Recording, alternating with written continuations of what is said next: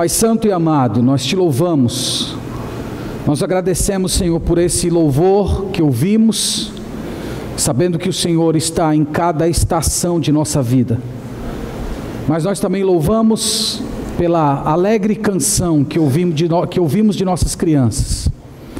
Nós pedimos, ó Deus, que elas cheguem diante do Senhor como sendo a oferta dos lábios de pessoas que te amam. Pedimos por essas crianças, ó Pai, para que desde cedo elas cresçam no temor do Senhor, elas aprendam a te amar, elas tenham vida eterna, salvação, e se tornem pessoas grandes no teu reino, que irão impactar esse mundo com a vida no Evangelho. Nós também, Senhor, nesse momento clamamos por tua graça e presença nessa ocasião em que vamos abrir a tua palavra. Nós pedimos a iluminação do teu Santo Espírito. Nós pedimos, Senhor, que a tua palavra habite ricamente o nosso coração, que o Senhor não leve em conta os nossos pecados, mas que por tua graça o Senhor venha a nós, abençoando-nos com as verdades da Escritura, para que o nosso coração seja cheio de ti. Essa é a nossa oração, no nome do Senhor Jesus. Amém. Amém. Irmãos, nós temos nos domingos pela manhã falado sobre o patriarca Abraão, mas eu vou atender um pedido do meu filho Gabriel, que essa semana me viu estudando e me disse assim: papai, domingo não pregue a respeito de Abraão, pregue alguma coisa para as mães. Então eu vou atender o pedido do meu filho e dividir com vocês algumas ideias sobre as mães, pensando nas mães. Eu quero fazer uma coisa bem simples e didática. Eu quero olhar com vocês essa manhã o exemplo de 3 mães. Eu denominei essas mães de mães impactantes. Foram mães que nem sempre apareceram como normalmente ocorre com a maioria das mães que têm filhos que se tornam grandes, mas elas foram fundamentais, e elas fizeram aquele trabalho no coração dos filhos que normalmente passa despercebido diante das pessoas, mas que é de grande valor diante de Deus. Então essa manhã eu queria olhar com vocês, mães, o exemplo dessas 3 mulheres, e a partir desse exemplo procurar traçar alguns princípios pelos quais você vai poder aplicar na sua vida, dentro da sua casa, e quem sabe não seja o plano de Deus que você também produza um profundo impacto no coração de seu filho e de sua filha, e que ele ou ela se tornem grandes no reino de Deus. Então eu quero olhar o exemplo de 3 mulheres. O primeiro está no Antigo Testamento, no livro de Samuel, no primeiro livro de Samuel, primeiro capítulo. Vamos abrir a palavra do Senhor.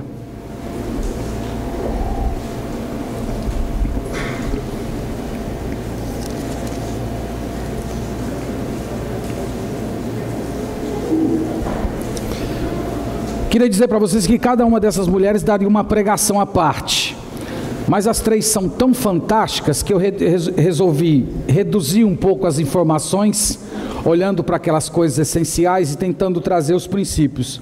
Então a primeira é essa mulher que vocês já conhecem tão bem, chamada Ana, nas Sagradas Escrituras. No primeiro capítulo, no verso 1, diz: houve um homem de Ramataim Zofim, da região montanhosa de Efraim, cujo nome era Eucana, filho de Jeroão, filho de Eliú, filho de Tou, filho de Zuf, efraimita. Tinha ele 2 mulheres, uma se chamava Ana e a outra Penina. Penina tinha filhos, Ana, porém, não os tinha. Então essa mulher, ela nasceu dentro de um lar dividido.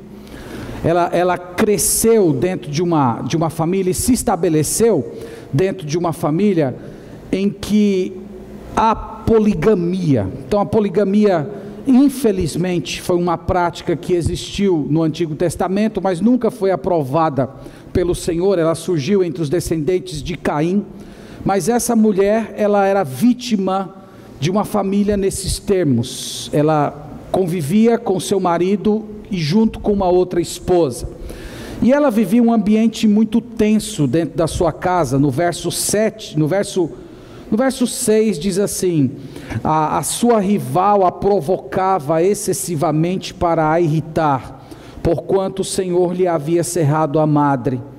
E assim o fazia ele de ano em ano, e todas as vezes que Ana subia à casa do Senhor, a outra a irritava, pelo que chorava e não comia. Então a gente percebe que, apesar de crescer num ambiente marcado pela poligamia, por um lar dividido, ela era uma mulher piedosa. Todo ano ela subia ao templo junto com seu marido para adorar o Senhor. Mas essa ida ao templo, que deveria ser um lugar de muita alegria, de muita celebração, momento de recordar as bênçãos do Senhor, de ter alegria, de ter o espírito renovado, essas ocasiões se tornavam ocasiões de grande tormento, ao passo que ela era provocada excessivamente pela outra esposa do seu marido, pelo fato de ela não possuir filhos. Lembra que na antiguidade, no Antigo Testamento, não ter filhos era sinal de maldição, era sinal de uma pessoa que estava sofrendo punição do Senhor, era uma condição social muito terrível, e ela estava vivendo isso. E irmãos, ela, no meio de toda essa aflição, ela faz um pedido ao Senhor, um pedido tremendamente altruísta, um pedido tremendamente generoso, que marca o coração de toda mulher que de fato teme ao Senhor. Ela pede um filho, não para si, ela pede um filho para entregá-lo, para dedicá-lo ao Senhor. A gente vê isso no verso 11 do primeiro capítulo, quando diz assim: e fez um voto dizendo: Senhor dos exércitos, se benignamente atentares para a aflição das tuas servas, e de mim te lembrares, e da tua serva não te esqueceres, e lhe deres um filho varão, ao Senhor o darei por todos os dias da sua vida, e sobre a sua cabeça não passará navalha. Aqui, irmãos, nós percebemos o tipo de coração piedoso que ela tinha. Ela não queria um filho para exibir diante da sua rival, ela não queria um filho para esfregar na cara da Penina, dizendo: está vendo, eu também posso ter filhos, eu sou uma mulher abençoada pelo Senhor. Ela não queria ter filhos para ser aquela mãe super protetora que cerca aquele único filho como se fosse o maior tesouro da sua vida. Ela diz: Senhor, eu quero um filho para dar a ti, eu quero um filho para doar ao Senhor. E a história vai se desenrolando, irmãos, e nós percebemos que de fato ela fez isso. Você pode ver no verso 27, verso 27 do primeiro capítulo, diz, ela está falando aqui com o Eli, e ela diz: por este menino orava eu, e o Senhor me concedeu a petição que eu lhe fizera, pelo que também o trago como devolvido ao Senhor, por todos os dias que viver, pois do Senhor o pedi. E eles ali adoraram ao Senhor. Então veja que mulher piedosa aos olhos do Senhor. Ela recebe aquele filho do Senhor, ela dá aqueles primeiros cuidados dos primeiros anos, apenas para ele se desmamar dela, e depois ela volta para o templo e ela entrega o filho dela ao Senhor para servir no templo.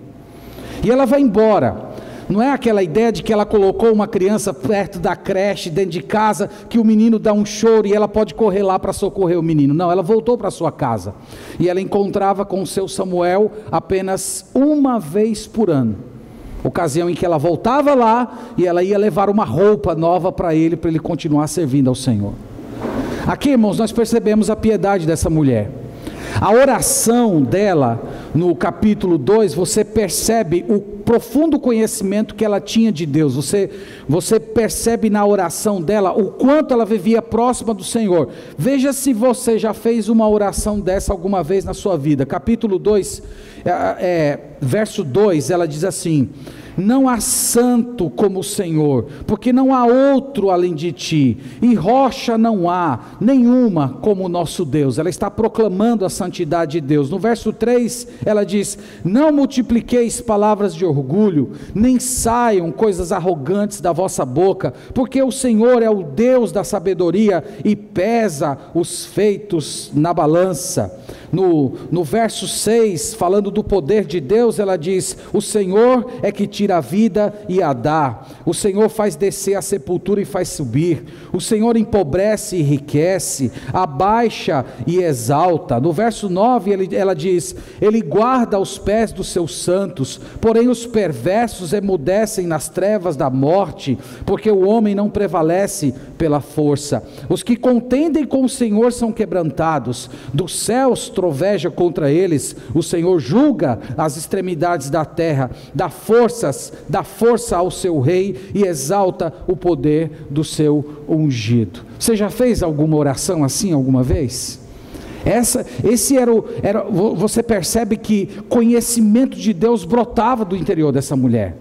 Ela era uma mulher que andava com o Senhor, ela era uma mulher que conhecia o Senhor, ela era uma mulher que era capaz de falar de Deus com profundidade. E foi a essa mulher que Deus deu esse filho. E esse filho, o qual ela criou com ela poucos tempos, para depois entregá-lo para o Senhor. Mães, eu queria dizer para vocês essa manhã, que as mães que causam impacto no coração dos seus filhos, são aquelas mães que conhecem a Deus. São aquelas mães que conhecem o Senhor. São aquelas mães que conhecem o Senhor não apenas superficialmente, elas conhecem com profundidade. As mães que impactam o coração dos seus filhos são aquelas mães que descansam no Senhor, entregando seus filhos nas mãos de Deus, independente da idade que a sua criança tem. São mães que são capazes de dobrar o seu joelho e dizer assim: Senhor, esse filho, essa filha, esses filhos são teus, é do Senhor, usa, faz a tua vontade, vocaciona, dirija para o futuro que o Senhor deseja. É interessante, irmãos, que hoje, quando se fala em filhos no ministério, filhos que consagram a sua vida exclusivamente para servir ao Senhor e servir ao povo de Deus, os pais correm disso. Ana fez o oposto, ela deu ao Senhor, ela pegou a sua criança e ela entregou para o ministério. Enquanto tantos pais hoje acreditam que isso é um tipo de vida inferior e que a melhor vida para o seu filho é ele simplesmente ter uma grande profissão na qual ele possa ganhar muito dinheiro. Mães que impactam o coração dos seus filhos, elas conhecem um grande Deus. Deus não é um Deus pequeno que não pode cuidar dos seus filhos. Mães que causam impacto são aquelas que conhecem ao Senhor ao ponto de poder dizer para si mesmo: eu acredito que Deus, melhor do que eu, sabe o que é melhor para a minha criança. Deus sabe o que o meu filho e a minha filha precisam. E é por isso que eu posso entregar a minha criança, meu filho, minha filha nas mãos dele, confiando que ele vai fazer aquilo que é melhor. Mães que impactam o coração dos seus filhos, elas não são mães que praticam o filiocentrismo, o filho sendo o centro de tudo, o filho como sendo aquilo que governa a sua vida. São mães que são governadas pelo Senhor, e elas entendem que o maior bem que pode ser feito na vida da sua criança é ela estar no lugar em que o Senhor deseja que elas estejam. Então, mães que causam impacto, a semelhança de Ana, elas consagram seus filhos ao Senhor. Que vocês, mães, sejam assim também. Vamos olhar uma outra mãe que é igualmente fantástica. Êxodo capítulo 2.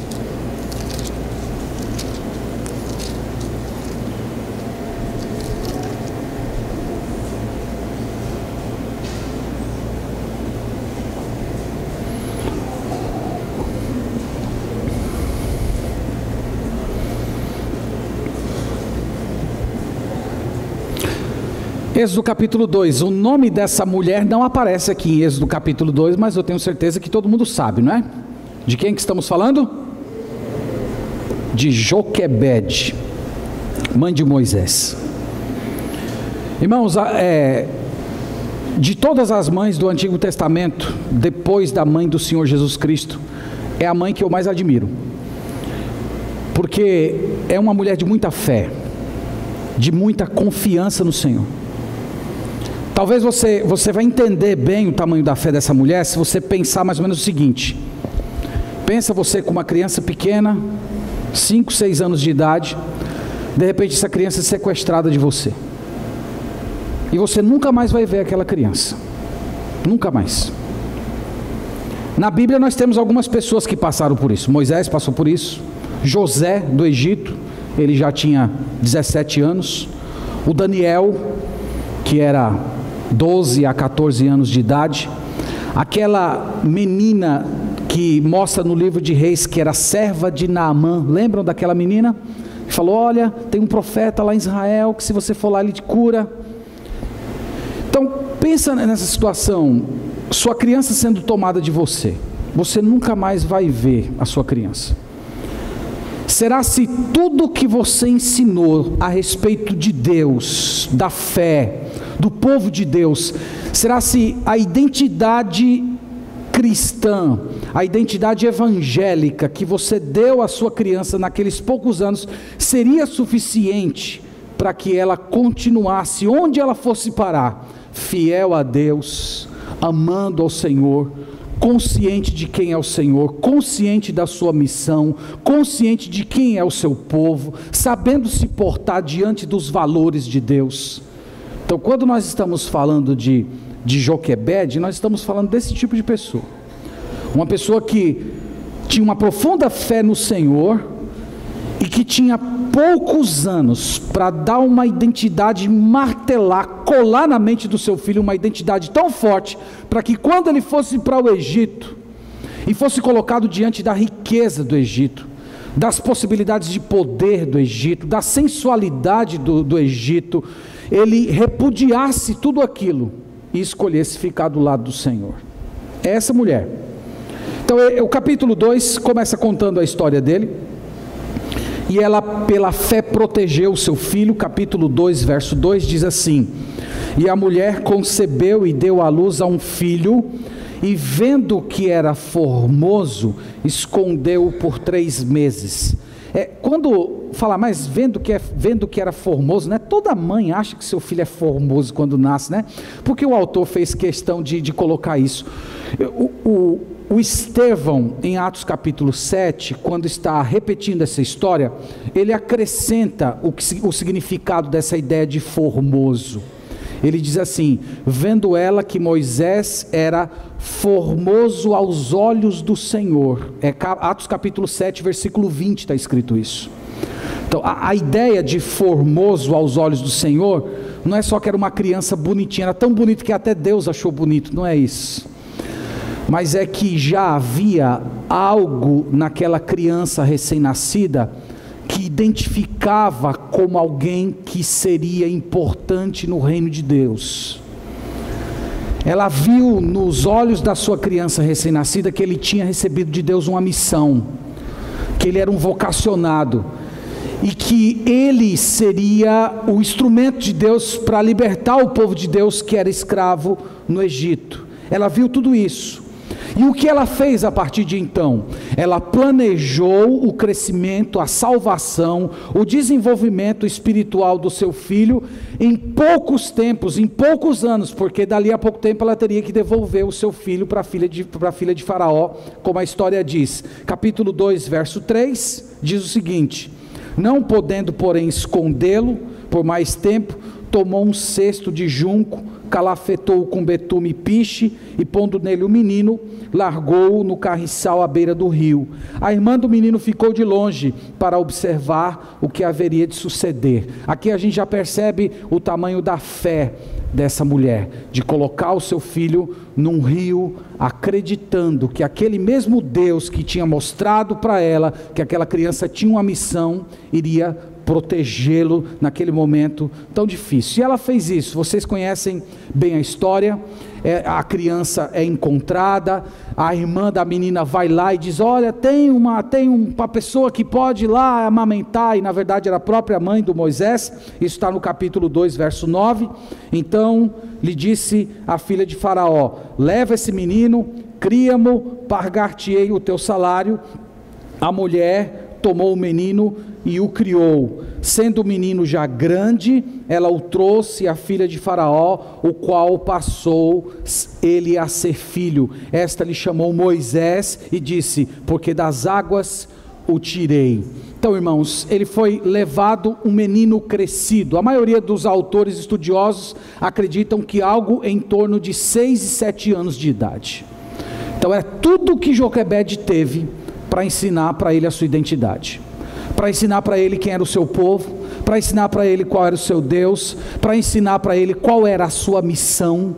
Ela teve esses poucos anos para imprimir no seu coração a sua identidade. A questão é, ele aprendeu isso? Ele aprendeu? A maioria de nós pensa que Moisés só entendeu a sua vocação aos 80 anos de idade, quando ele já estava lá, tinha fugido do Egito e foi morar no deserto, ser pastor de ovelhas, e lá pelos 80 anos de idade, ele teve uma ideia e estava andando e viu a sarça queimando, ele se aproximou e Deus dizendo, agora você vai voltar, como se ele não conhecesse nada disso. Mas quando você compara com Atos, vá comigo por favor, em Atos capítulo 7, e aqui você vai perceber que Moisés já sabia da sua vocação, antes mesmo do seu encontro com Deus na sarça ardente. Atos capítulo 7,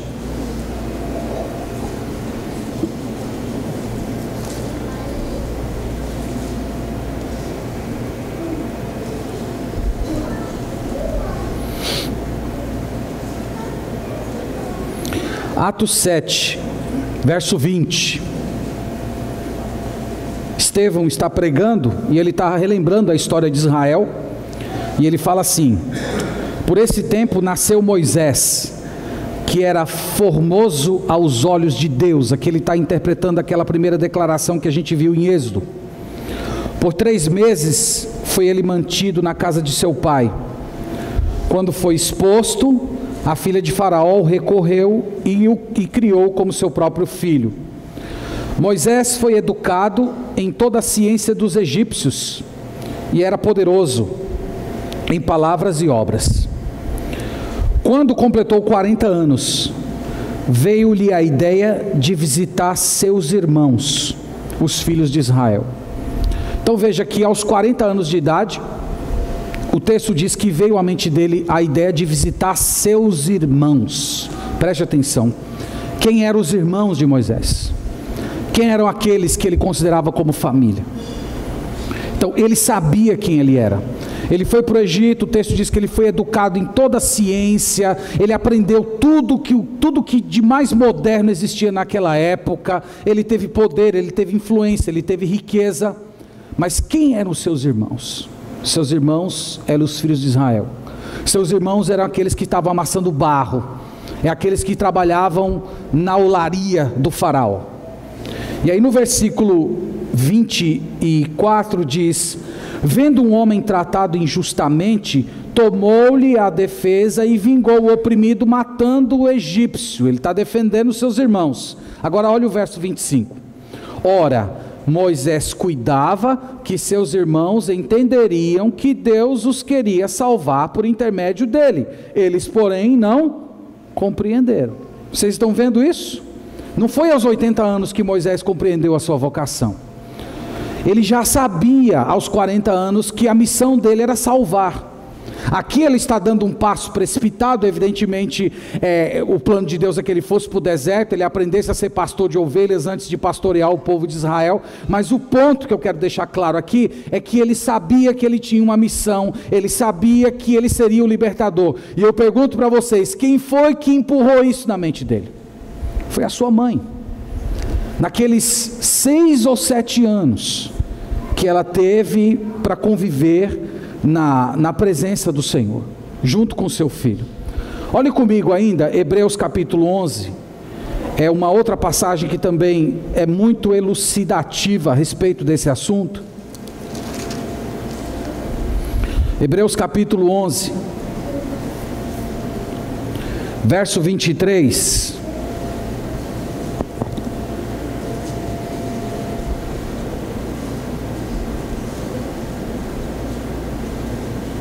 Hebreus 11, verso 23.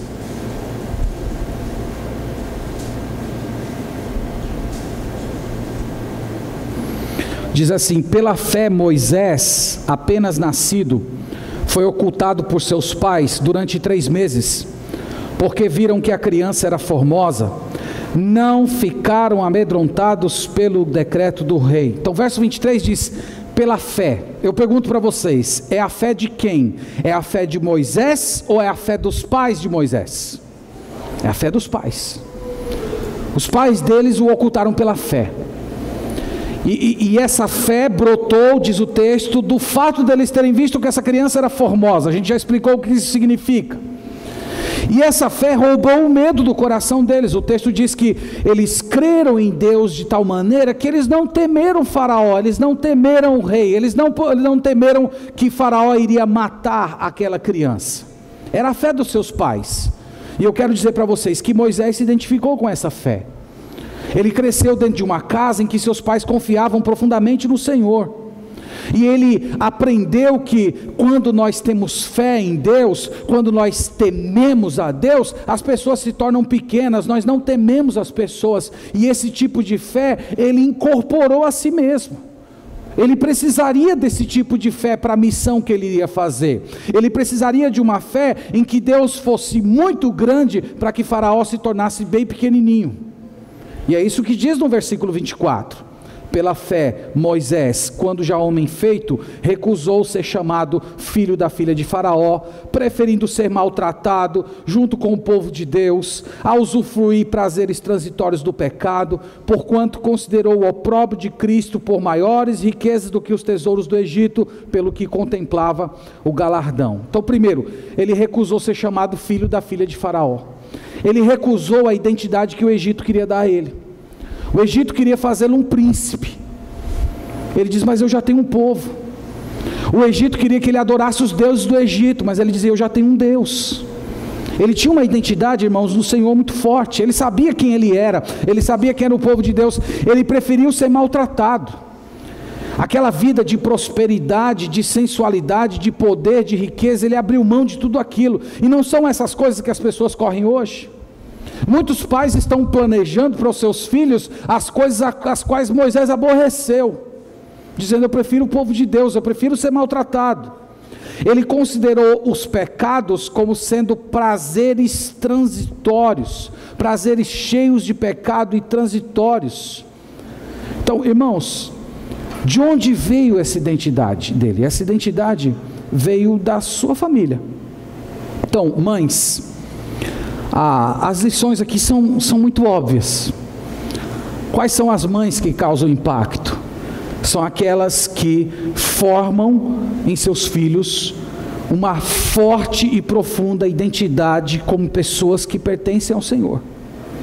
Isso começa em você que é mãe.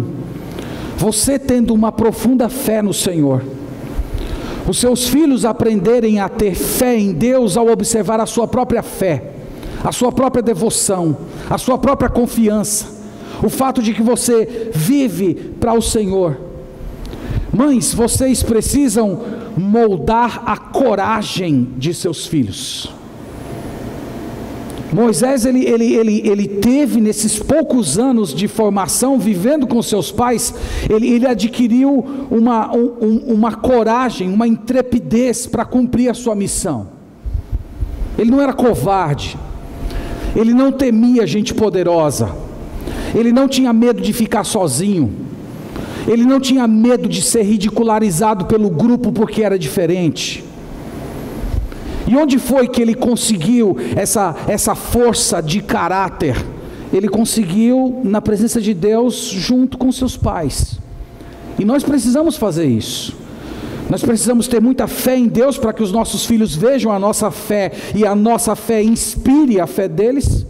E ao mesmo tempo nós temos que moldar a coragem, formando identidade nos nossos filhos, ensinando que as atitudes são determinadas por quem somos, ensinando eles a viver pela graça, ensinando eles a avaliar a vida pela eternidade, a temer a Deus em vez de temer o homem, ser fortes emocionalmente, aprenderem desde cedo que são filhos de Deus, povo escolhido, sacerdotes de Deus, príncipes ao lado de Cristo, que são regenerados, vivos no Senhor, são embaixadores de Cristo. Nossos filhos, irmãos, precisam aprender isso.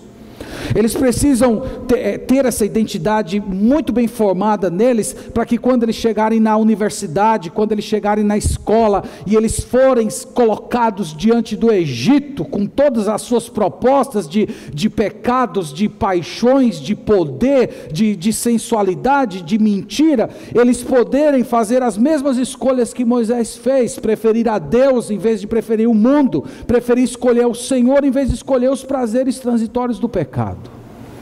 Deus te deu essa missão, e você que é mãe, você precisa abraçar isso, ensinar sua criança a ser corajosa, a assumir compromissos com Deus, desafiar seus filhos para o ministério, para a obra missionária, para o testemunho na escola, para dar testemunho na vizinhança, para dar testemunho na universidade. Nós temos que ensinar os nossos filhos a viver pela fé.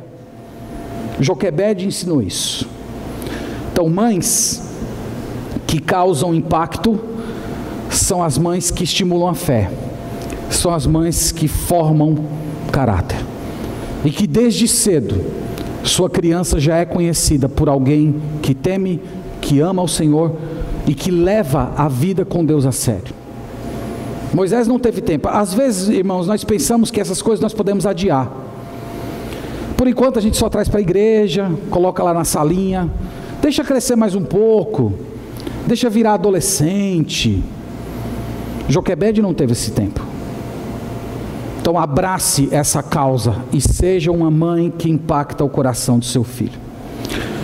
Pois bem, vamos olhar o terceiro exemplo. O terceiro exemplo é lá do Novo Testamento. Aqui não é apenas a mãe, mas é a mãe e a avó. Dizem que a avó é mãe duas vezes, né? Então eu me senti na liberdade de incluir a avó também. Eu estou falando de Eunice e Lloyd. Irmãos, muitos consideram que Timóteo, ele foi filho espiritual do apóstolo Paulo. E de fato, quem considera assim não está errado, porque o Timóteo teve muito de sua formação da influência do grande apóstolo Paulo. O apóstolo Paulo chamava de filho. 1 Coríntios 4:17, ele chama Timóteo de filho, dizendo para os coríntios que está enviando Timóteo para ficar com eles, e Timóteo é o seu filho. Mas muito antes do apóstolo Paulo, Timóteo teve uma mãe e uma avó, e elas foram as primeiras responsáveis por formar a identidade desse rapaz que se tornaria pastor muito jovem. Então vamos olhar 2 Timóteo capítulo 2, versículo 5.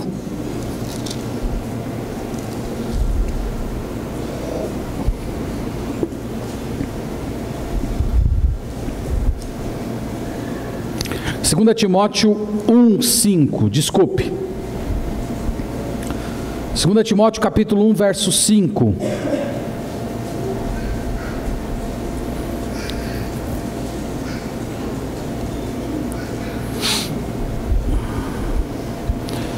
O apóstolo, quando escreveu essa carta, ele estava preso na prisão marmetina, que existe até hoje, por volta do ano 66, 67. E ele escreve essa carta para dar uma palavra de estímulo para esse jovem pastor, Timóteo.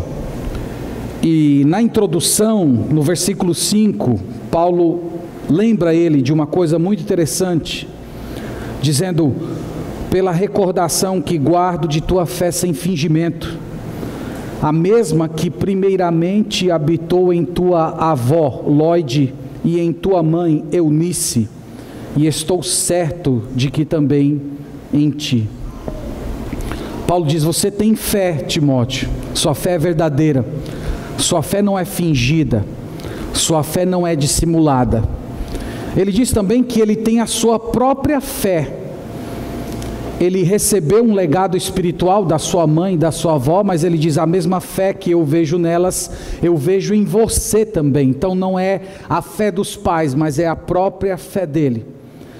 E aqui, irmãos, ele faz referência a duas mulheres que tiveram um profundo impacto na formação desse jovem pastor: a sua mãe e a sua avó.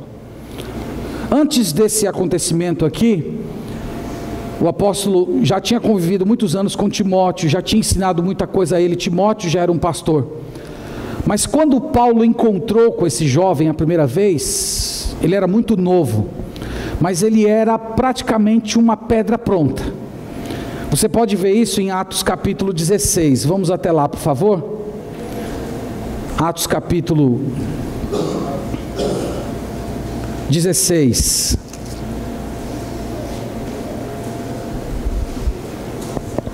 Aqui a gente aprende muita coisa da vida desse rapaz, que se tornaria um jovem pastor no Novo Testamento.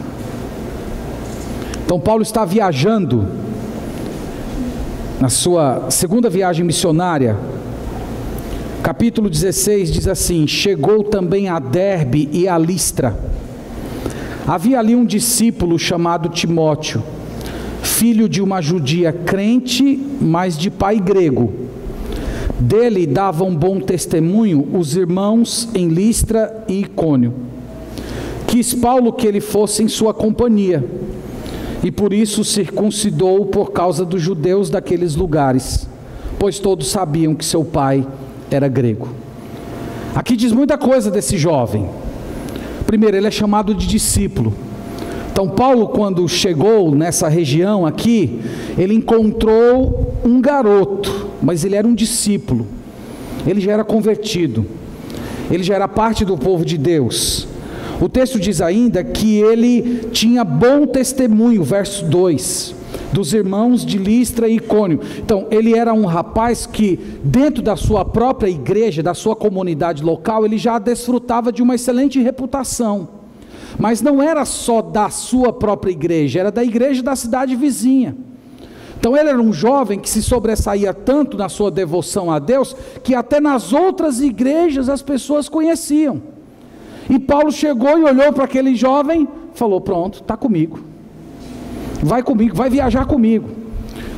Então Paulo se torna o pai espiritual desse jovem pastor. Mas eu quero que vocês percebam que ele já encontrou uma pedra muito prontinha, e Paulo ali só vai dar o brilho final para que ele se tornasse um grande homem de Deus e um grande pastor. Só que, irmãos, você deve ter percebido pela leitura do texto que o Timóteo não vivia dentro de uma família completamente cristã. Ele vivia dentro de um lar dividido. O versículo 1 diz que o seu pai era grego. Então seu pai não era convertido, seu pai não era do povo de Deus. E no versículo 3 diz que ele não era circuncidado. Lembra que todo garoto judeu, ao 8º dia de nascido, era circuncidado.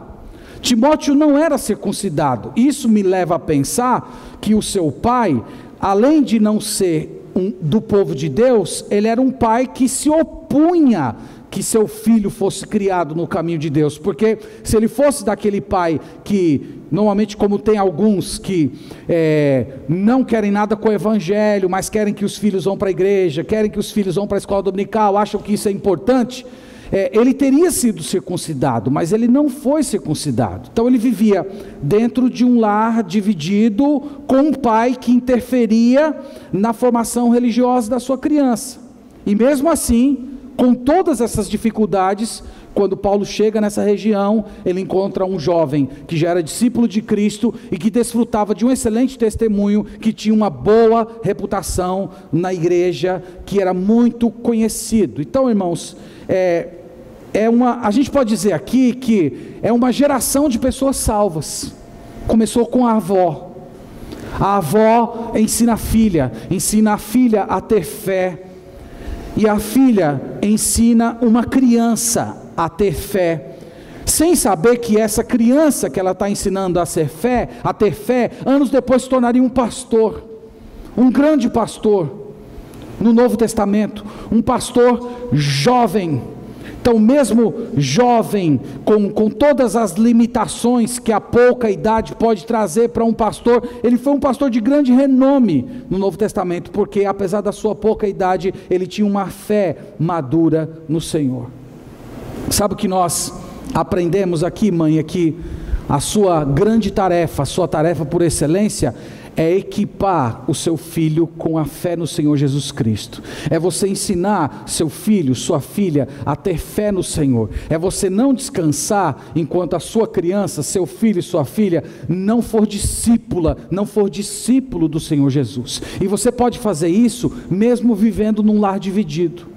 Você pode fazer isso mesmo vivendo num lar em que seu marido não é crente, ou sua esposa não é crente, mesmo você vivendo num lar em que às vezes o seu cônjuge interfere na identidade religiosa do seu filho, querendo puxar ele para o outro lado, querendo às vezes levá-lo para um caminho distante do Senhor. Você mesmo assim tem condições de equipar a sua criança com uma grande fé no Senhor Jesus Cristo, e ele ter uma fé madura no Senhor. Vamos olhar 2 Timóteo capítulo 3, ele traz uma informação muito bonita a respeito ainda desse jovem pastor.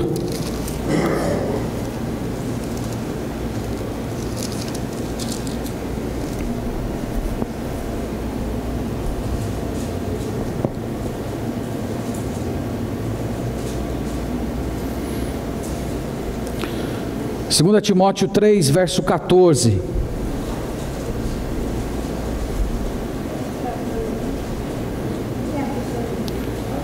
Muito bonita essa descrição. No verso 14 ele diz assim, 2 Timóteo 3: Tu, porém, permanece naquilo que aprendeste e de que foste inteirado, sabendo de quem o aprendeste, e que, desde a infância, sabes as sagradas letras que podem tornar-te sábio para a salvação pela fé em Cristo Jesus. Vê o que Paulo está dizendo? Ele está dizendo assim: Timóteo, as lições que você recebeu sobre como ser maduro na vida cristã, você não recebeu de mim, você recebeu na sua infância. Desde a sua criancice você conhece as sagradas letras. E ele continua, verso 16: toda a escritura é inspirada por Deus e útil para o ensino, para a repreensão, para a correção, para a educação na justiça, a fim de que o homem de Deus seja perfeito e perfeitamente habilitado para toda boa obra. Nós usamos muito essa referência nos aconselhamentos bíblicos. Nós usamos muito essa referência para falar da suficiência das Escrituras, para falar de que as Escrituras têm todas as respostas, e não é errado fazer esse uso, mas lembra que o primeiro uso, o uso imediato dessas palavras de Paulo, elas foram dadas para recordar um jovem pastor de que ele tinha recebido esses ensinamentos de maturidade da salvação quando ele ainda era uma criança. Então, você que está aqui essa manhã, mãe, que tem marido descrente, ou você que está aqui essa manhã, que é avó, você pode equipar sua criança com um legado de fé.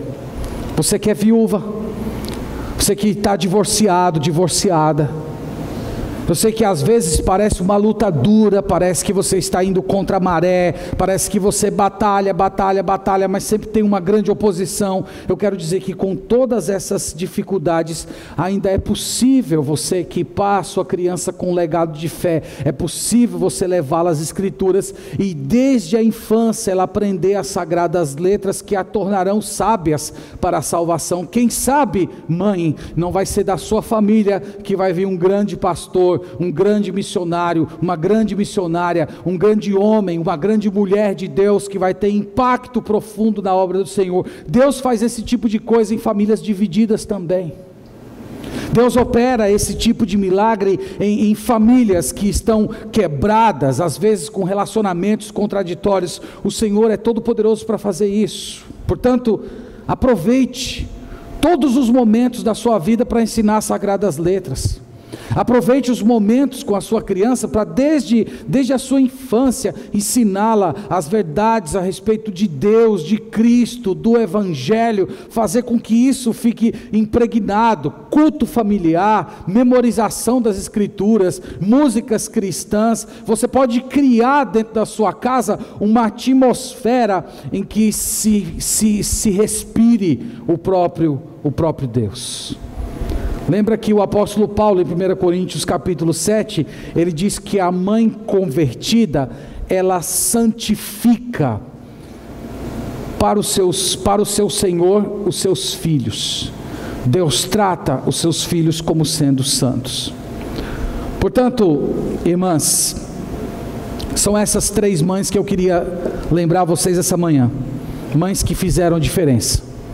Uma delas consagrando seu filho ao Senhor, outra ensinando, imprimindo na mente do seu filho uma identidade de servo do Senhor, preparando ele para ser um homem solitário, para sofrer pressão, para viver num mundo corrompido, tentando fasciná-lo, e a outra equipando seu filho com a palavra de Deus para que ele se tornasse um pastor. Esse é o legado de uma mãe piedosa. Essas são as maiores lições que você pode impregnar na mente do seu filho. Deus quer que você seja uma mulher grande, que você seja uma mulher que causa impacto nesse mundo. Deus quer que você faça diferença. Mas essa diferença você não vai fazer simplesmente se tornando uma profissional de renome, se tornando uma pessoa muito conhecida e popular na sua profissão. Mas a maneira de você fazer isso é desde a infância, preparando uma geração de homens e mulheres que temem, que amem, que honrem ao Senhor e que causarão grande impacto nesse mundo. Então essa manhã que Deus abençoe vocês e que vocês se inspirem no exemplo dessas 3 mulheres e saiam daqui determinadas a fazer de seus filhos pessoas que amam ao Senhor e que vivem para o Senhor Jesus Cristo. Amém. Vamos orar ao Senhor e vamos agradecer por esta manhã. Pai santo e amado, nós louvamos o teu nome, nós agradecemos ao Senhor por tua imensa graça. Nós te louvamos, Senhor, porque tu nos deu a oportunidade de gerar filhos. E nós, Senhor, diante da tua palavra hoje, ao observar o exemplo dessas 3 grandes mulheres, nós clamamos a ti, Senhor, que tu nos dê uma grande fé no Senhor, que o Senhor nos dê uma grande confiança em ti, para que essa confiança, essa vida vivida na tua presença, marque profundamente o coração dos nossos filhos, que eles vejam a nossa devoção, a nossa fé, o nosso amor por ti, e desde cedo eles se identifiquem com o Senhor, tendo a própria fé deles, o próprio arrependimento, o próprio crescimento espiritual, e que desde a infância eles aprendam as sagradas letras que os tornarão sábios para a salvação, que eles tenham firmeza de caráter para resistir ao mundo, para serem fortes, para terem força espiritual para dizer não para o pecado e ao mesmo tempo sofrer pelo Evangelho, às vezes ridicularizados pelas pessoas desse mundo, mas com o coração pacificado porque amam e temem ao Senhor.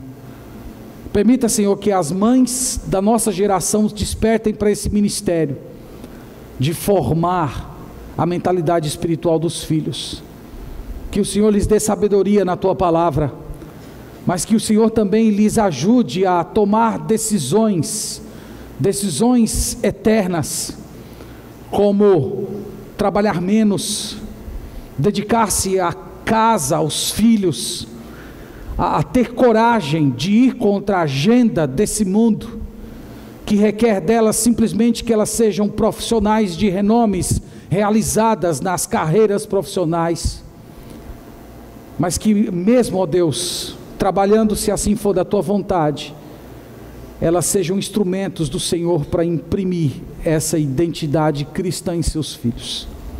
Cuida, Senhor, delas, cuida de seus corações, e tenha misericórdia de cada uma delas, Senhor, para que elas assumam essa missão.